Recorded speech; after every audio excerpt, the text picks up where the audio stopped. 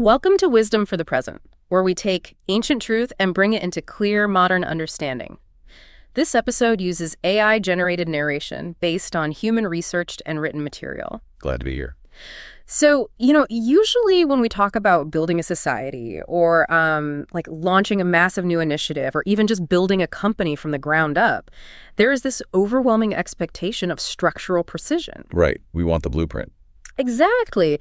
We think of it almost like civil engineering. You draw up a highly detailed organizational chart, you assign very specific roles, you establish clear reporting lines, and the architect of it all just points to the blueprint and says, there it is, that's the machine, that is how we function. Well, yeah, it's the ultimate modern comfort, isn't it? Yeah. We really crave that structural clarity. Oh, total. We want it to be binary. Yeah. You have a manager, you have a subordinate, you have a VP, you have a director. It's clean, it fits on a spreadsheet. And, it gives us the illusion of total control over the absolute chaos of human interaction. The illusion being the operative word there, right? Because we love things to be visible and categorized by titles, because it means we don't have to deal with the messy reality of the actual people holding those titles. Yeah, people are complicated. They are. But then you step into the world of ancient wisdom, specifically the text we are tearing into today, and suddenly that beautiful, clean, organizational chart is just, well, it's tossed completely out the window. It's entirely discarded. Yeah. We are looking at a landscape of human community that is wonderfully and also terribly messy. The premise we are dealing with today argues that it's actually not about what title you hold on a chart. It is entirely about who you actually are, behind closed doors. It forces a complete paradigm shift. Yeah. It is the absolute definition of building from the inside out rather than the outside in. Right. Because if the internal character of the individuals making up the structure is rotten, then no amount of brilliant organizational design can save the community from eventual collapse. Which brings us to our mission for this deep dive. For those listening, we are exploring a really fascinating ancient text today. The biblical Book of Titus, specifically chapters 1 through 3. It's a dense one, but so rich. It really is.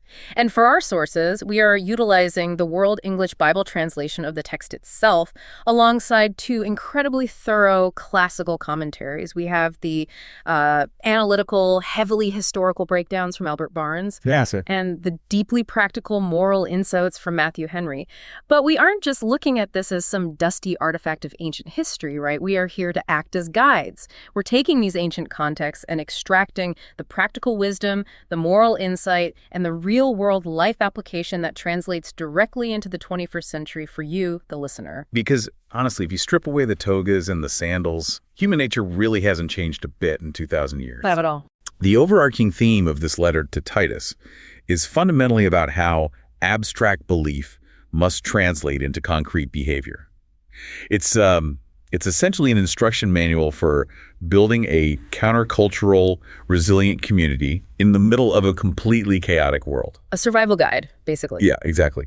The author, the Apostle Paul, is writing to his protege, Titus, and laying out a framework that insists true philosophy, true faith cannot just live in your head as an intellectual exercise. Right. It can't just be theory. No, if it doesn't change your habits, your relationships, your bank account, and your character, it's entirely useless. So let's ground this in the setting, because the geography and the culture are, well, they're half the story here. Definitely. The text tells us that Paul has left Titus on the island of Crete.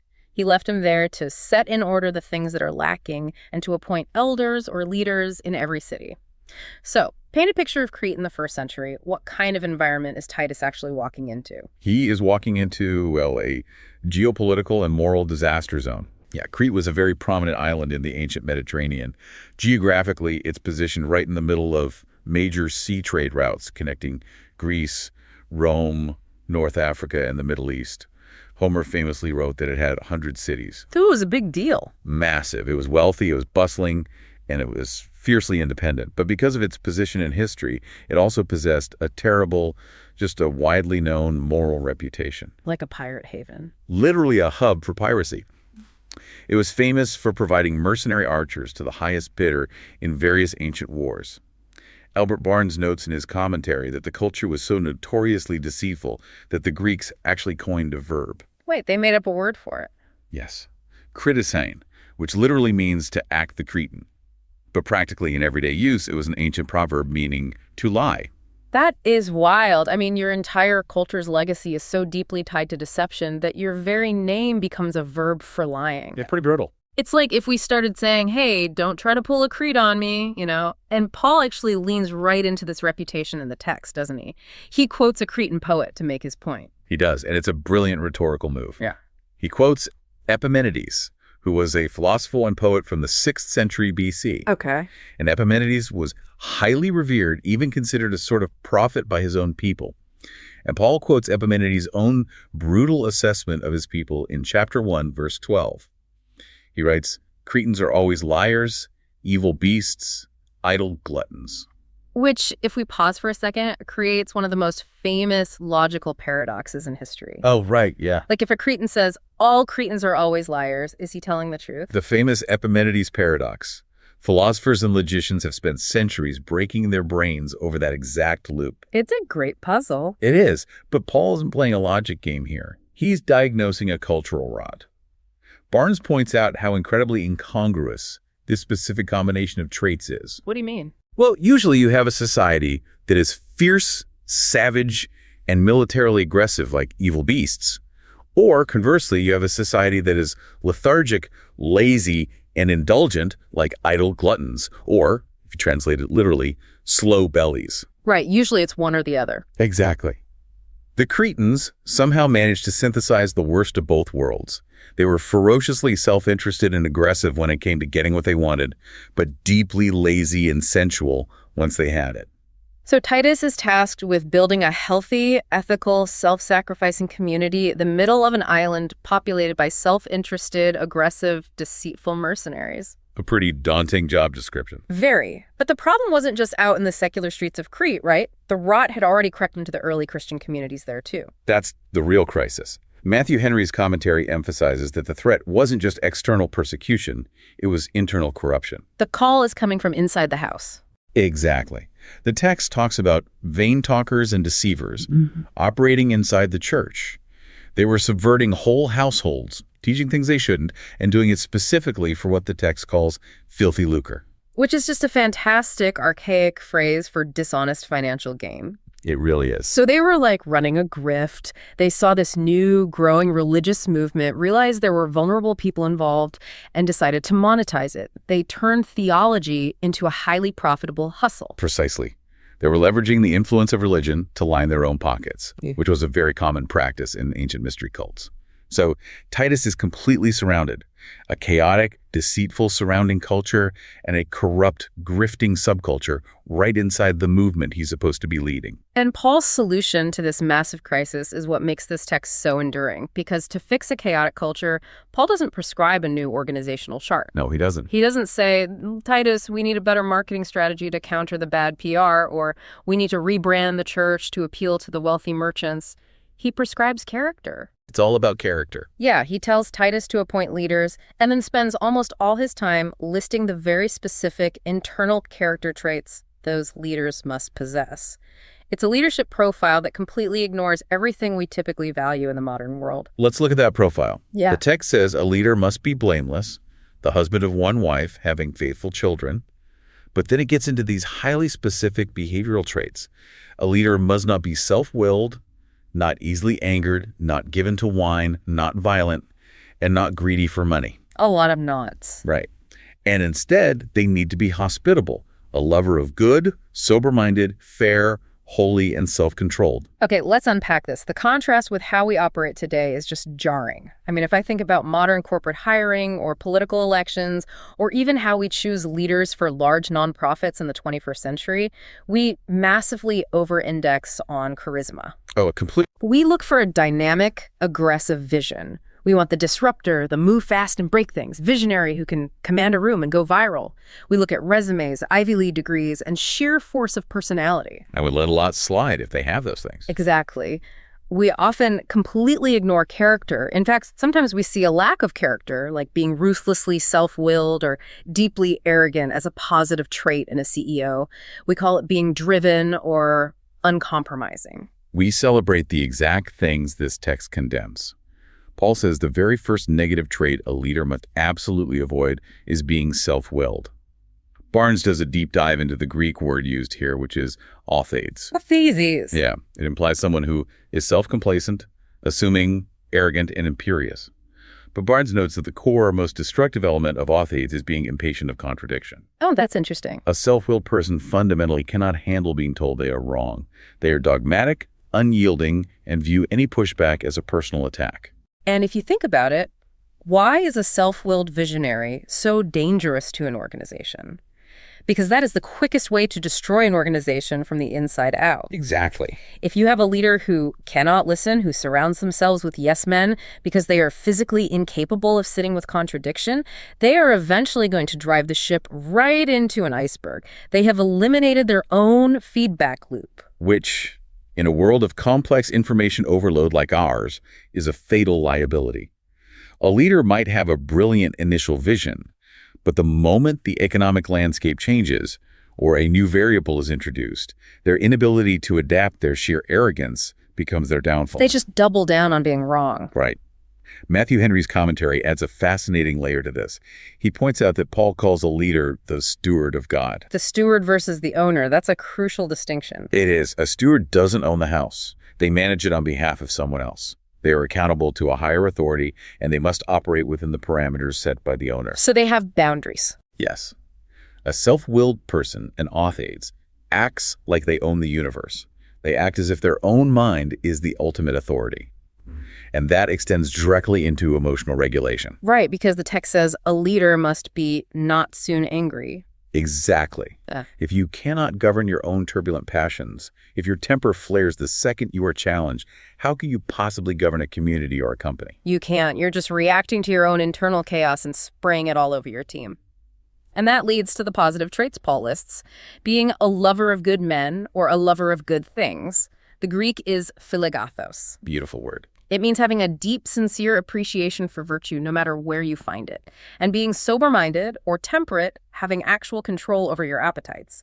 In a Cretan culture of slow bellies, a leader must be master of their own cravings. It's about stability. In a volatile environment, the leader must be the anchor. So if you're listening to this, think about your own life for a second. Audit your own leadership style. Whether you manage a massive corporate team, sit on a local community board, or just think about how you operate within the walls of your own home. It's a tough audit to do. It really is. Are you operating like a steward or an owner? When someone brings you a piece of critical feedback, do you have the emotional regulation to be not soon angry? Do you lead with a need for consensus and understanding, or are you imperious? Are you impatient of contradiction? It requires a brutal level of self-honesty to do that audit. Substituting charisma for character is just a recipe for long-term disaster. Absolutely. And what is interesting is that Paul doesn't just stop with the elite leadership. As we cross into chapter 2, he shifts gears completely. Yeah, he moves from the top down to the rest of the community. Right. He moves away from the official elders and starts addressing the everyday demographics of the community. He gives specific instructions for older men, older women, younger men, and younger women. He is laying out a framework for generational mentorship. This part is fascinating because chapter 2 starts with Paul telling Titus to speak the things that fit sound doctrine, but he doesn't then launch into a high-minded theological treatise. No, it's very boots on the ground. He immediately applies that doctrine to very specific, messy life stages. He starts by saying the older men should be temperate, sensible, sober-minded, sound in faith, in love, and in patience. Matthew Henry's commentary zeroes in on a beautiful psychological insight here. He notes that different seasons of life require different virtues to counteract the unique temptations of that specific age. That makes a lot of sense. So for the older men, Paul highlights the need to be sound in patience. Why? Because old age inherently brings physical infirmities. It brings the loss of peers, a decline in physical agency, and often a profound sense of isolation or irrelevance. It's a really difficult transition. It is. Henry points out that the great temptation of old age is to become peevish, fretful, cynical, and easily annoyed by the younger generation. We've all seen that. We all know older folks who have allowed time and hardship to make them incredibly bitter. They complain about everything, they resent the youth, and they just radiate this toxic cynicism. Sadly, yes. But we also know older folks who have grown incredibly sweet, gracious, and patient with time. Paul is telling Titus to actively train the older men to fight off the cynicism and cultivate that sweet, enduring patience. It's a fight against the natural decay of the ego And then Paul moves to the older women. He says they are to be reverent in their behavior, not slanderers. And the Greek word Henry points out here is diabolos, which literally translates to false accusers. Wait, diabolos, like the devil? Yes. It implies doing the devil's work of sowing discord and gossip. Oh, wow, that's intense. They aren't to be enslaved to wine, but instead they are to be teachers of good things. And this is where the mentorship structure really locks in. The text explicitly says the older women are to teach and train the younger women. They're supposed to bridge the generational gap, passing down practical wisdom about life, marriage, family, and emotional regulation. It's a community built on intentional intergenerational scaffolding. I love the idea of that scaffolding, but we have to address the massive, glaring cultural obstacle sitting right in the middle of this text. Yes, we do. The text gives very specific instructions on exactly what the older women are supposed to teach the younger women. It says they should teach them to be sober-minded, chaste, workers at home, kind, being in subjection to their own husbands, that God's word may not be blasphemed. It's a tough passage for modern ears. Extremely tough, because any modern listener in the 21st century is going to hear workers at home and in subjection to their own husbands and instantly hit a wall. Yeah. It sounds incredibly archaic, deeply patriarchal, and totally out of step with modern values of equality. It does. And if we just gloss over it, we aren't doing our jobs as guides to this text. This raises a critical exercise in how we read and apply ancient wisdom. We have to use deep discernment here to separate the timeless, enduring principles of the text from the ancient social architecture of the first century Greco-Roman world in which it was written. So let's break down that architecture, because people reading this are going to bristle. How do Barnes and Henry help us make sense of this without just throwing the text away as outdated sexism? Both commentators provide vital historical context that changes how we view these commands. In the first century, the household, the oikos in Greek, was not what we think of as a modern suburban home. Right. It wasn't a nuclear family setup. Not at all. It wasn't just a place you came back to sleep after commuting to an office all day. The ancient household was the absolute economic, industrial, and survival center of the ancient world. It was a massive enterprise. Like a small business. Exactly. It was where goods were produced, clothing was woven, food was cultivated and preserved. It was where education happened and where the sick were cared for. Maintaining the oikos was a complex, vital civic and economic duty. So when Paul says workers at home, he isn't picturing a 1950s housewife vacuuming a living room. He is talking about managing a vital, bustling economic center that kept the entire extended family and community alive. Precisely. But there is a second, even more pressing reason for these specific instructions, and Henry points to the final phrase of that verse, that God's word may not be blasphemed. That feels important. It is the key. We have to remember that Christianity at this point was a brand new, highly suspect minority religion. It was operating under the shadow of the brutal Roman Empire, and it was already viewed by the authorities as a potentially dangerous, subversive cult. Right. The Romans were incredibly paranoid about anything that disrupted the Pax Romana, the peace of Rome. And the foundational building block of Roman society was the paterfamilias, the absolute authority of the male head of the household. Yes. If this new Christian movement had encouraged women to immediately engage in radical domestic rebellion, like abandoning their households, upending the entire social fabric of Roman family law, and publicly defying the paterfamilias, the broader society would have blasphemed the faith. They would have seen it as a threat. Absolutely.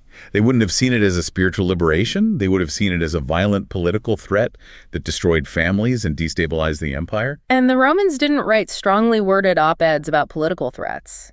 They crucified them. They eradicated them. The early church would have been crushed overnight in a violent political crackdown. And the core gospel message of grace, spiritual salvation, and internal transformation would have been entirely extinguished. Let me test an analogy on you here to see if this tracks. Sure. It's like wearing a socially acceptable uniform to gain a hearing. Imagine you are a brilliant doctor who has discovered a revolutionary, life-saving cure, but you have to present it to a highly conservative, incredibly traditional board of hospital directors to get it approved. Okay, I follow. If you show up to that board meeting wearing a tie-dye t-shirt, ripped jeans, and blasting punk music, they won't even look at your medical data. They will just reject you outright as a radical. They throw you out. Right. But if you adapt to the harmless prevailing social structures of your day, you put on the white coat, you wear the tie, you speak their corporate language, you remove the superficial distractions, you wear the uniform so that your deeper, far more radical message of healing can actually be heard and accepted. I think that analogy tracks perfectly with what Paul is doing here.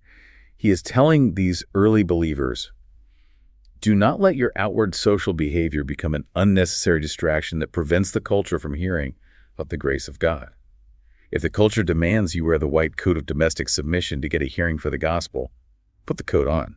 But let me push back, because someone listening is inevitably thinking, that sounds like a massive compromise. Why not just burn the whole patriarchal system down right then and there? If the message is truly revolutionary, shouldn't it revolutionize the social structure immediately? It's a fair pushback, but it ignores the reality of power in the first century. A tiny, marginalized group of peasants and slaves cannot burn down the Roman Empire through direct social defiance. They would simply be exterminated. It's a matter of survival. Completely. Paul's strategy is subversive, not explosive. He is prioritizing the survival and spread of the theological message, knowing that the theological message that all humans have equal dignity before God will eventually slowly erode the patriarchal structures over centuries. So how do we translate this into a modern context? Because we don't blindly endorse first century patriarchal structures today. Women today are CEOs, doctors, and political leaders, and that is a beautiful progression of human society. If we aren't bound by the white coat of Roman family law, what is the enduring wisdom we pull from this? The enduring wisdom transcends the ancient gender roles. It is the profound, timeless value of dedicated family care. It is the importance of mutual respect and order in a marriage.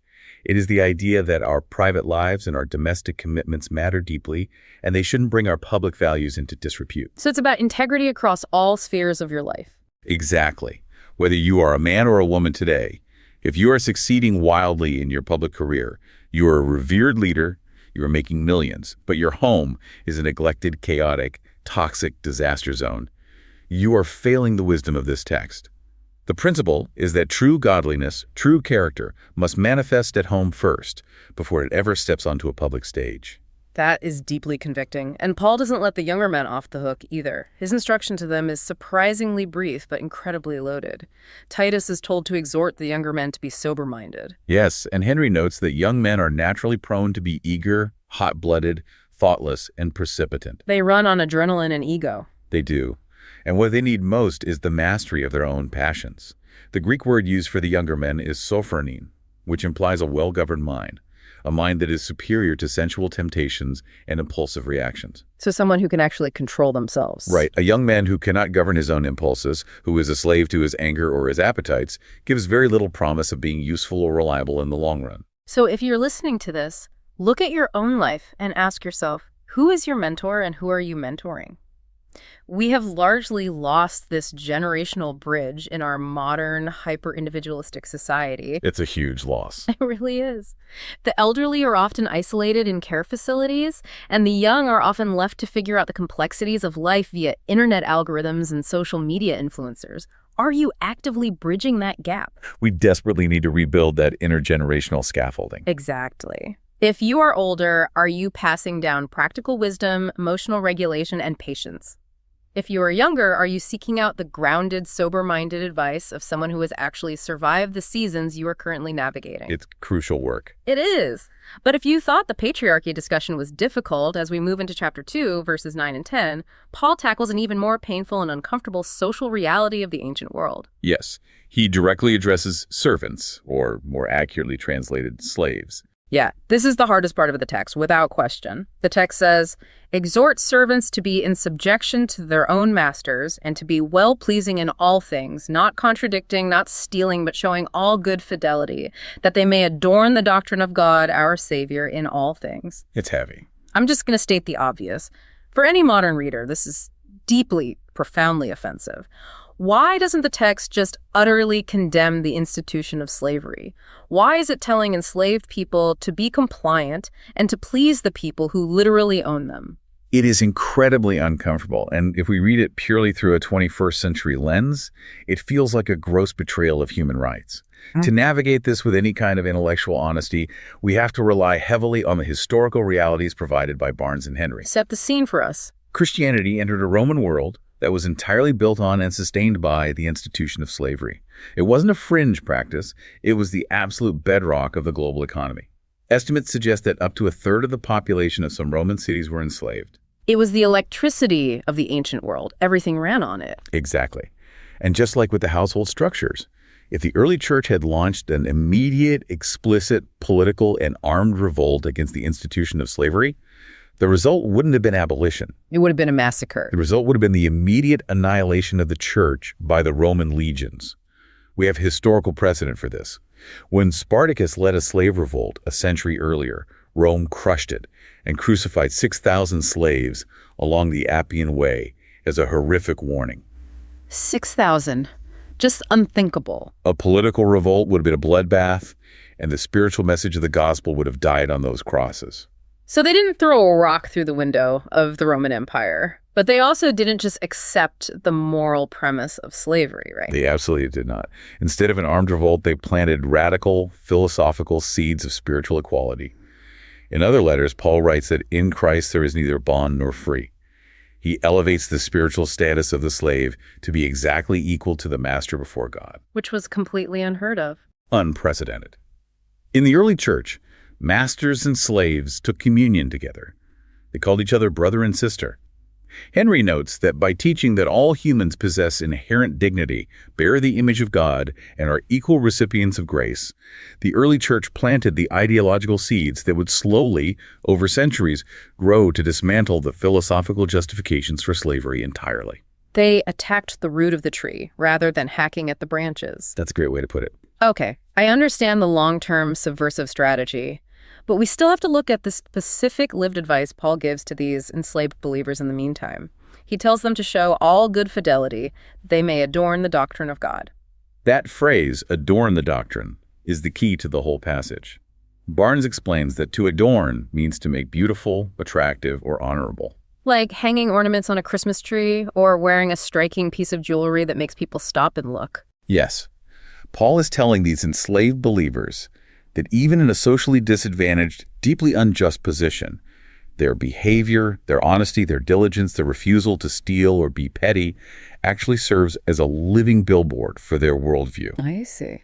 Imagine an unbelieving Roman master who notices that his Christian servant is consistently the most trustworthy, honest, and hardworking person in the household. It creates a cognitive dissonance. It makes them question things. Exactly. It forces the master to ask, what is it about this religion that makes them this way? What gives them this profound internal dignity? The beautiful behavior beautifies the belief system. I hear you saying adorn the doctrine, but I need to push back hard on how we apply this today. Because today, thankfully, we do not operate under Roman chattel slavery. We are talking about modern employment, employees and employers. Right, completely different context. And telling someone in a modern toxic workplace to just put their head down, be in subjection, and not contradict sounds dangerously close to enabling corporate abuse. Does this text mean that if you have an abusive, manipulative manager, you just have to sit there, take the abuse in silence, and try to be a good witness? How can Henry possibly justify that application today? That is the exact right question to ask, and this is where we have to be incredibly careful with our translation of ancient principles. Henry's commentary makes a very careful distinction about what not answering again actually means. What does it mean? It does not mean you surrender your voice or your human rights. It means avoiding disrespectful, provoking, or inflammatory language. It means not being pert or excessively confident in a way that shows a lack of humility. It's about avoiding petty, insubordinate bickering over every minor inconvenience. Right, so not answering again doesn't mean never report egregious HR violations. It means don't be a constant, argumentative, exhausting drain on your team. Exactly. And we have to acknowledge a massive privilege that we possess today. The freedom of exit. Those ancient servants were legally trapped. We are not. Right. We can quit. If an environment is truly abusive, if a boss is toxic, or if a company asks you to do something unethical or illegal, you have the right and sometimes the absolute moral obligation to resign. You do not have to please a modern manager by doing something contrary to your own ethics or the will of God, as Barnes explicitly points out. You are not a slave. Precisely. But the enduring wisdom is this.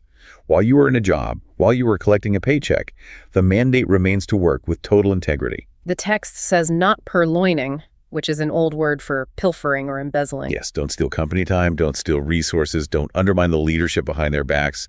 Show good fidelity. So think about your own workplace tomorrow morning. Are you adorning your personal philosophy, or are you making it look ugly? If you claim to follow a worldview based on love, patience, and truth, but you are constantly gossiping at the water cooler, cutting corners on your expense reports, quiet quitting, and snapping at your subordinates, you are a walking contradiction. You are making your belief system look repulsive. Adorn the doctrine. Be the kind of employee or the kind of boss that operates with such quiet integrity that people actually want to know what grounds you. It is a massive challenge. And honestly, it leads us to a breaking point in the text. We have just listed a mountain of behavioral requirements over the last 2 chapters. A huge list. Be sober-minded, be patient, be blameless, don't argue, don't steal, be hospitable, master your passions. Right. How on earth do we actually achieve all this good behavior? Right. Because human willpower is notoriously weak. Most of us abandon our New Year's resolutions by the 2nd week of February. So true. If this is just a list of moral demands, we are all going to fail. Which brings us to the pivot. Here's where it gets really interesting, because this is the theological engine of this entire letter. Paul anticipates that exact despair. In chapter 2, verses 11 through 14, and then again in chapter 3, he reveals the power source driving all of this behavioral change. The game changer. He doesn't look at the believers and say, try harder, dig deep. Yes. He says, for the grace of God has appeared, bringing salvation to all men, instructing us. It is the grace of God that teaches us to deny ungodliness. And later in chapter 3, verse 5, he drives the nail in. Not by works of righteousness which we did ourselves, but according to his mercy, he saved us. We need to slow down and unpack the profound psychological and theological shift happening here. This fundamentally rewires how humans understand their relationship with the divine, and it flips the script on how almost every human institution operates. Explain that. Think about it. Most systems in the world operate on a premise of conditional acceptance. It's transactional. Clean yourself up, perform well, hit your KPIs, stop making mistakes, and then you will be accepted, promoted, or loved. Right. It is the pure transaction of merit. You do the good works to earn the reward. But the gospel presented in Titus completely inverts that formula. It says, you are accepted, loved, and saved freely by grace, entirely apart from your resume of good works. And because you are unconditionally loved and accepted, you now have the psychological safety and the spiritual power to actually clean yourself up. So the order is reversed. Yes. Grace isn't just the reward, grace is the teacher. Henry points this out beautifully. He says this grace brings salvation from future punishment, sure, but it also instructs you how to live right now in this present world. It teaches you to deny worldly lusts and live soberly. If we look at this through a comparative lens, contrasting it with other ancient wisdom traditions and religions, the uniqueness is staggering. How so? Well, the Roman religious system, and frankly most ancient pagan systems, were built entirely on fear and appeasement. The Romans called it dudo des, I give so that you might give. Basically a transaction. Exactly. The gods are angry, capricious, and dangerous. Therefore, humans must sacrifice their crops, their animals, or their wealth to appease the divine wrath and buy a little bit of favor. It's a cosmic protection racket. A protection racket. Wow. That's a great way to describe it. But here, Paul shatters that paradigm. He writes that our great God and Savior, Jesus Christ, gave himself for us. That is the ultimate role reversal. God doesn't demand a sacrifice from the humans to be appeased. God sacrifices himself to redeem the humans. Exactly. And the psychological impact of that shift on human behavior is completely transformative. Think about the mechanisms of change. If you are trying to be a good person because you are terrified of divine punishment, your obedience is just fear management. You are just trying to avoid the stick. Right. That kind of obedience is exhausting, and it inevitably breeds either deep resentment or blinding hypocrisy because you are white-knuckling your way through life. But if your obedience is a response to overwhelming, unearned kindness, if you genuinely realize that the creator of the universe stepped down and gave himself to rescue you while you are still a mess, your internal reward centers are rewired. It changes everything. Your heart actually softens. Your desires change. You want to do good works, not to earn a spiritual paycheck, but out of sheer, overwhelming gratitude. As Paul says, this grace purifies a people who are zealous for good works. I love that phrase, zealous for good works. They aren't begrudgingly doing the bare minimum to avoid hell. They are enthusiastic about goodness. And chapter 3, verse 4 uses a word that I think perfectly encapsulates this. It says, "But when the kindness of God, our Savior, and his love toward mankind appeared," the Greek word Paul uses there for love toward mankind is philanthropia. It's where we get the word philanthropy. God is the ultimate philanthropist. Yes. Barnes notes that the entire plan of salvation was founded on this divine philanthropia, a deep, abiding love for humanity itself. And this divine philanthropy results in what Paul calls regeneration in chapter 3, verse 5. What does that entail? He speaks of the washing of regeneration and renewing by the Holy Spirit. Both Barnes and Henry emphasize that Paul is not talking about turning over a new leaf or making a moral resolution. He is talking about a fundamental ontological renewal of the inner person. So it's a structural change inside the person. Exactly. The grace of God doesn't just hand you a new set of rules to follow. It actually gives you a new nature that intrinsically desires to follow those rules. So listener, when you are looking at your own life, how does this engine actually operate? When you fail, when you lose your temper with your kids, when you give in to an addiction, when you lie to protect your ego, what is your internal monologue in the moments after? That's the real test. It is. Do you immediately try to punish yourself into better behavior? Do you beat yourself up thinking that if you just feel guilty enough or hate yourself enough, you'll somehow do better next time? Because true, lasting behavioral change rarely, if ever, comes from a place of intense self-hatred. It almost never does. It comes when you let the kindness and love of God soften your heart. It comes when you realize you are deeply valued despite your flaws, which actually frees you from the shame cycle so you can genuinely pursue the good. It is the only sustainable engine for human change. And what is brilliant about structure of Titus is that Paul doesn't let this internal transformation remain a private, spiritual experience. No, it goes public. Exactly. If grace is the internal engine, how does that vehicle actually drive out on the public roads? Because as we move into chapter 3, Paul takes all this personal character and throws it right into the middle of the civic square. He absolutely does. Chapter 3 opens with a direct mandate for civic engagement and public posture. Paul tells Titus, "Remind them to be in subjection to rulers and to authorities, to be obedient, to be ready for every good work, to speak evil of no one, not to be contentious, to be gentle, showing all humility toward all men." This is a highly relevant instruction for any era, but it feels like it was written directly to our current cultural moment. Oh, without a doubt. And we need to just observe the landscape impartially for a second. In our modern, hyper-polarized political climate, and this applies equally to the left wing, the right wing, and everywhere in between, we aren't taking sides here, just diagnosing the culture. The default setting for civic engagement is pure, unadulterated outrage. It's toxic. The cultural mandate is to speak evil of our opponents at all times. We use inflammatory language, we mock, we demean, and we are trained by media algorithms to assume the absolute worst possible motives of anyone who votes differently than we do. We assume the worst immediately. Right. But Titus offers a radical, almost disorienting alternative. Civic engagement marked by deep gentleness, not brawling. Henry's commentary is so insightful here. He points out that the word Paul uses for gentle is epikais, which means equitable, just, and fair in our constructions of things. It literally means not taking someone's words or actions in the worst possible sense. Which is the opposite of what we do now. Completely. How often today do we do the exact opposite? We instantly interpret an opponent's clumsy phrasing in the most uncharitable, malicious way possible just to score a point. All the time. It's the currency of the internet. But the text commands believers to be no brawlers and to show all humility toward all men. Notice it doesn't say show humility toward the men who agree with your theology. No. It says all men. But again, the brilliance of this text isn't just that it tells us what to do. It gives us the why.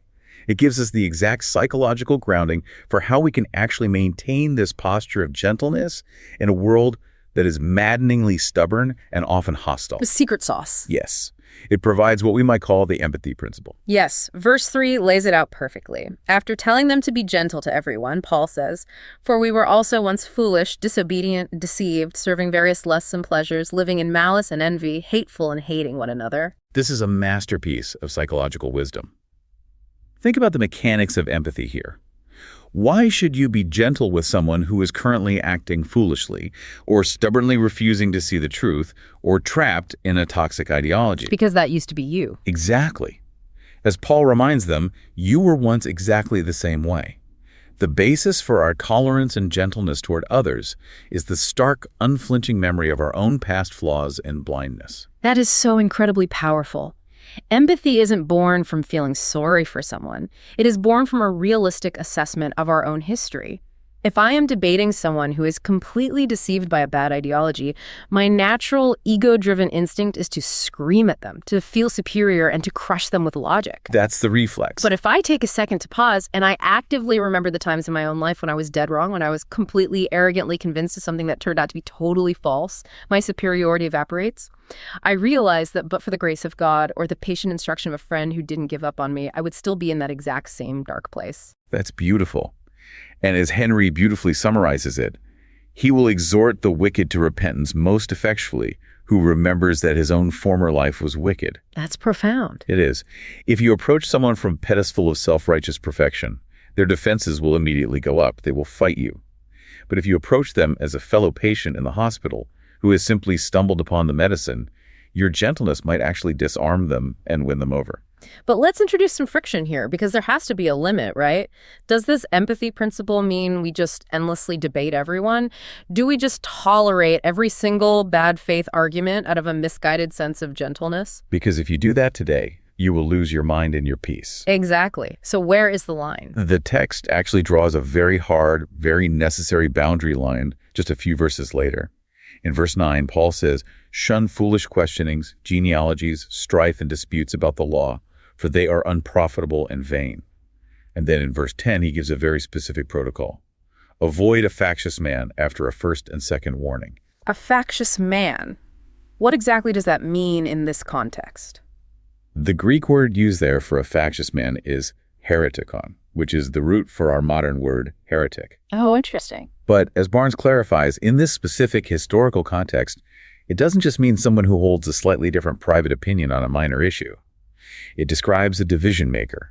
It describes someone whose primary goal, whether they admit it or not, is to create sext, to stir up strife, to dominate the conversation, and to fracture the community over unprofitable, vain arguments. To use a modern analogy, this is the classic internet troll, or the deeply toxic relative who ruins every Thanksgiving. This is the person who is addicted to the adrenaline of outrage. They feed on the drama. Right. They aren't actually looking for truth. They don't want to learn. They just want to drag you into a mudslinging contest to validate their own ego.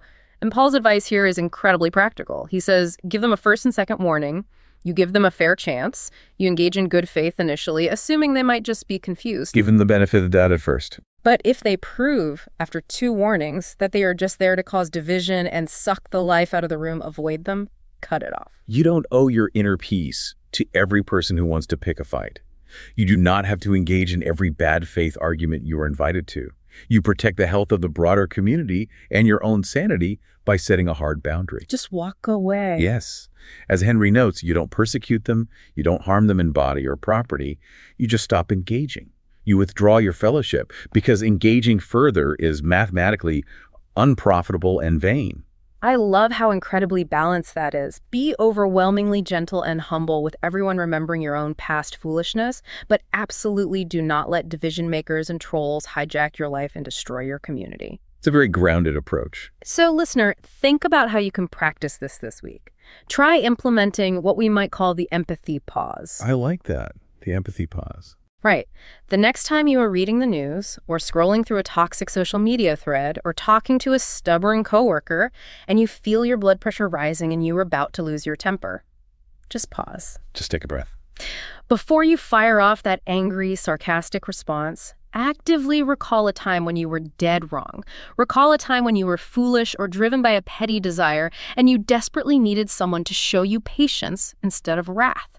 Let the memory of your own past flaws soften your tone. You can still disagree, you can still speak the truth boldly, but do it from a posture of shared, flawed humanity, not elite superiority. It's a practice that, if adopted widely, could truly detoxify and transform our public discourse. It really could. And that brings us to the end of our deep dive into the Book of Titus. Think back to where we started this conversation. We talked about how building a society or an organization or a family isn't just about the structural precision of a blueprint or an org chart. It is entirely dependent on the messy internal reality of character. The foundation has to be solid. We live in an era that is completely obsessed with arguing people into agreeing with us. We think if we just have the sharpest logic, the loudest microphone, the most aggressive debate tactics, or the cleverest viral takedown, we can fix the world. But that never really works, does it? No. So what if the wisdom of Titus is right? What if the ultimate argument for truth isn't a clever debate tactic at all? What if the most undeniable proof of your worldview is a life so full of deep integrity, unearned grace, and quiet goodness that it simply cannot be condemned? That's the real challenge. What if the way you treat a toxic boss, the way you patiently mentor a younger colleague, and the way you show genuine gentleness to a bitter political rival is the only blueprint that can actually build a community that lasts? Something for you to mull over as you go about your week. That's the heart of this section. This is Wisdom for the Present, where understanding leads to clarity, and clarity shapes how we see and live. We'll see you in the next episode.